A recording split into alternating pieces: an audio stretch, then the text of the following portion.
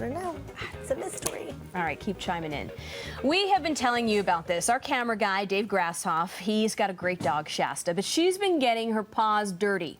Literally. We have the proof. Now, Grass still loves his little girl.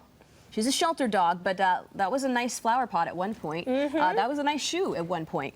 She's kind of getting into everything these days, and it's got to stop. Yeah, I think Grass has pretty much had enough of the cleanup.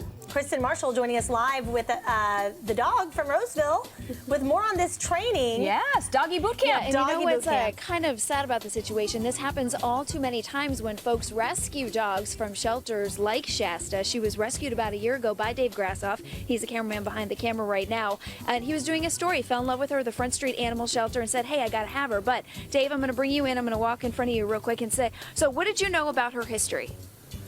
Very little, other than, you know, she didn't have a good start out of the gate. But other than that, she was malnourished when I got her.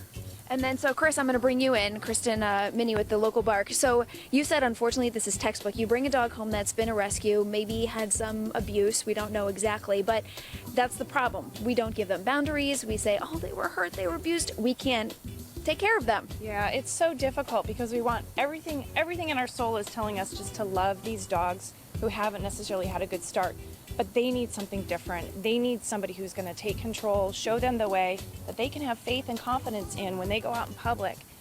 So we have...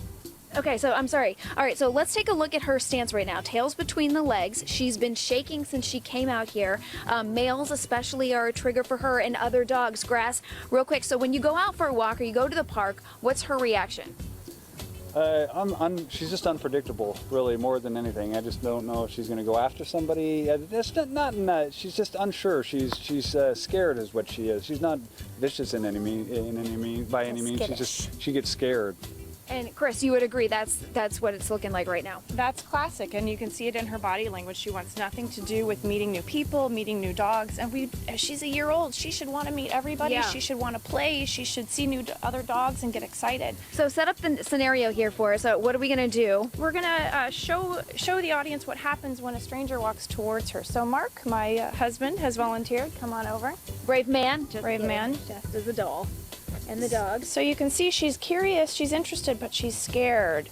She's just not sure of herself. She wants to go away. She's getting a little air sniff there, but then she walks away. She should be really interested and not worried about Mark or our dogs at all.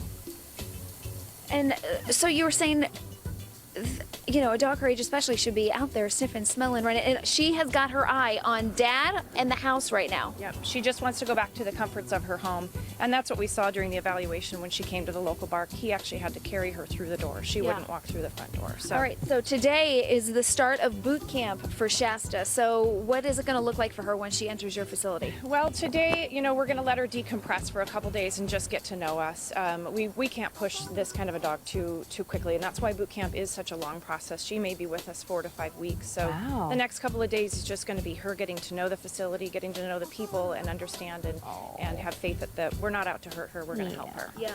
And it is all about boundaries, and it is about knowing your space. Come here, sweet cakes. I know you're very, very sad and scared, but Daddy's going to get you taken care of. And this is just such a testament to Dave Grasshoff, too, because a lot of folks take these dogs right back to the shelter, and they end up in a scenario where they're in and out of homes.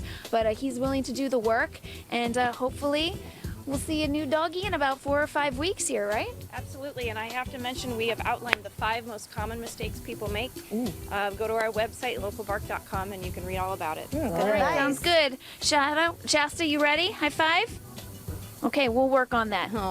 Back to you guys. Okay. Thanks, Kristen. Take her away. It'll be fun to see what kind